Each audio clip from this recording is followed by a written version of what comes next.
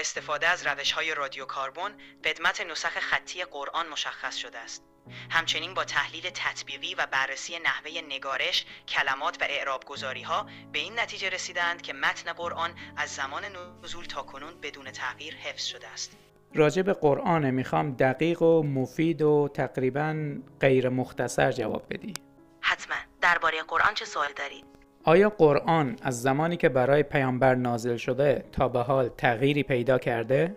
خیر، قرآن از زمان نزول تا کنون بدون تغییر باقی مانده است. آیا قرآن از زمان پیامبر که نازل شده تا به حال تغییری پیدا کرده؟ غیر مختصر برام جواب بده. خیر، قرآن از زمان نزولش تا به حال تغییر نکرده است. متن قرآن به طور دقیق حفظ شده و مسلمانان معتقدند که هیچ تغییری در آن ایجاد نشده است. آیا از لحاظ تاریخی هم این اتفاق افتاده بر اساس تحلیل‌ها و برداشت‌های علمی؟ از نظر تاریخی و بر اساس تحقیقات علمی شواهدی وجود دارد که نشان می‌دهد قرآن از زمان نزولش به طور عمده بدون تغییر باقی مانده است.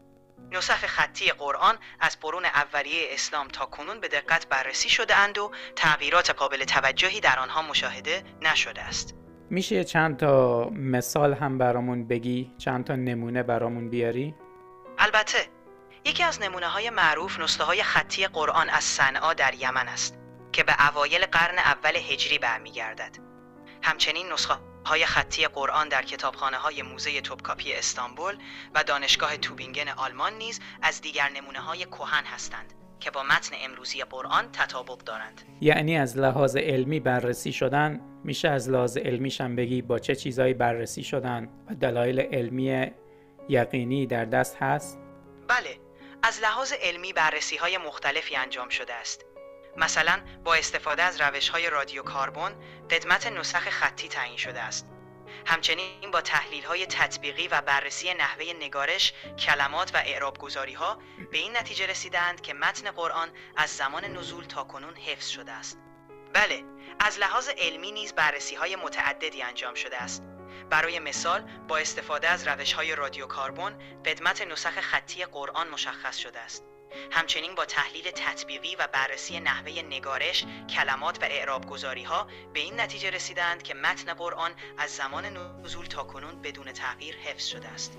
اما بسیاری از غیر مسلمانان میگن که قرآن تغییر کرده، این قرآن از زمان ما قرآن زمان پیامبر نیست. چه گفته‌ای داری برای چنین کسانی؟ محققان و پژوهشگران با بررسی دقیق نسخ خطی قدیمی و مقایسه آنها با متن امروزی قرآن دیدند که قرآن تغییر نکرده است.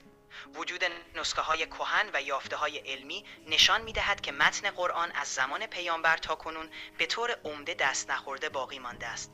همچنین حافظان قرآن و سنت شفاهی حفظ قرآن نیز نقش مهمی در حفظ و انتقال دقیق آن داشتند.